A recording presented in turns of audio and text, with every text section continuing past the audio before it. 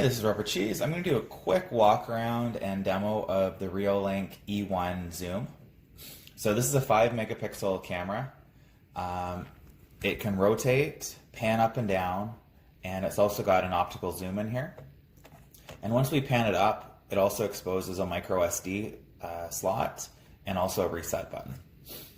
On the back of the unit is a speaker, and with the microphone on the front, you can actually do two-way communication. Although there is actually a lot of lag. It's not great to use, but it is nice to have the ability. The included power cord is just under 10 feet long. And I just want to sort of show you how the app works and how easy it is to use, and also how the lag affects certain things. So I've got it set up using the REOLINK app. And here we go. So this is now a live feed. And I'm just going to put this up here so you can just kind of see how close they are. Now my phone is on my Wi-Fi network, the same one that the camera is, so there should be minimal lag time. So if we go to the PTZ mode, so first of all, I'm going to use the right and left. This is for rotate.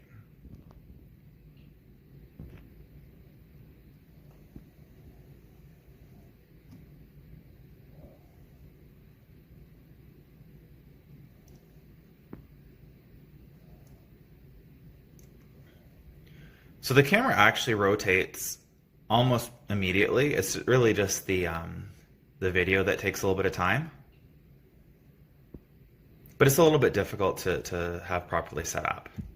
So next I'm going to do the pan up, down. I'm going to pan it all the way up just so you can see the micro SD card. And so you can see that's where you'd put your micro SD card, and there's a reset button there. So the micro SD card allows you to record directly to the camera's SD card. This camera also supports FTP, so you can set up a NAS or something on your home network and have it record there instead.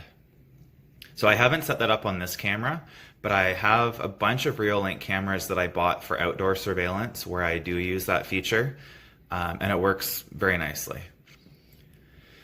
Next I'll do some zooming. So I find zooming is a little bit difficult to do. So I'm going to zoom out. The trouble with zooming is sometimes it gets out of focus. There's a focus button here, but it's a little bit difficult to use because of the lag. So I'm not going to play with it right now, but it can be a bit annoying. Usually I leave this camera fully zoomed in because it almost perfectly suits my room, but to be fair, that's just because of where I have it. Like I've got this sort of in our dining room that we never use, and it's really supposed to look into the living room, which is where the dog typically hangs out. And we can also see the front door, which is also where the dog likes to hang out. So some features of this, if we just go back and then we go to the settings, these are a lot of the features. You can turn on push notifications when it sees motion. In motion detection, you can pick house sensitivity, and you can also select which areas you want it to monitor. If we just go back, you can have a siren go off. You can make it send you email alerts or push notifications. You can disable record audio if you want, and you can tell if you want it to use the infrared lights. If you go to more, for storage, if you had a micro SD card in there, it would show you how much remaining space is left. And then this is also how you would manage the FTP upload if you want it set that way. So yeah, but normally I would just be doing this.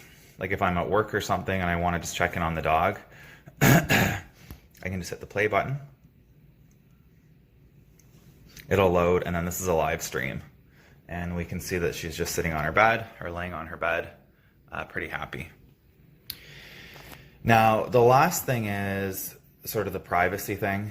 I think everyone sort of heard that some accounts get hacked, and I don't like the idea of someone being able to hack into our account and potentially watch us or hear what's going on in the house. So I've got this plugged in through a smart plug. So anytime that we're home and we don't need to use the camera, we just have the power turned off. So that way, even if someone were to hack into our account, they wouldn't be able to see anything. I've got this smart plug set up to only be on during the day or when we're typically not home. And then the nice thing is anytime that I would want to view the camera, I can always go into my Wi-Fi plug, enable it, and the camera boots up in under a minute, and then I can kind of see what's going on. So it kind of adds an extra layer of security if you're worried about that, especially since there's both sound and video, and who knows where you have this set up in your house. The camera comes with some mounting hardware if you want to mount it. But yeah, REOLINK has a couple of other cameras.